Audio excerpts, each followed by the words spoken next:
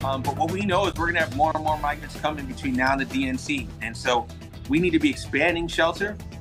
More changes in how the city is handling the migrant crisis. Today's eviction deadline did not go as expected. Good evening, I'm Timon Bradley. And I'm Dana Rebick in for Jackie Bang. Angelica Sanchez is in the South Loop with our top story.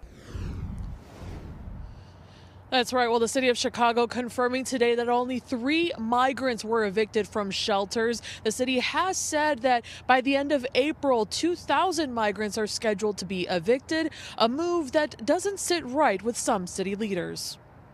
On Sunday, the city of Chicago began evicting migrants from shelters following a 60-day limit on stays. I think we should be looking at things to a case-by-case basis. Alderman Andre Vasquez tells us he's relieved to learn only 3 migrants were actually evicted from city shelters instead of 34 as originally scheduled. We don't believe the city should be in the business of evicting anyone. On Friday, Mayor Brandon Johnson announced there would be exemptions for families with children under the age of 18. There would also be exemptions for migrants under quarantine, those who are pregnant or ill. In his statement, the mayor says the city has limited resources and cannot meet the full scale of need across the new arrivals mission, and that his administration is constantly evaluating their options. The city says migrants evicted do have the option of going back to the landing zone in the South Loop. The staff team there will be able to help them, if there's beds available, re-enter the shelter system. WGN spoke off camera with migrants waiting in the landing zone. A group told us they came from Colorado and are waiting for shelter placement. What we know is we're going to have more and more migrants coming between now and the DNC. And so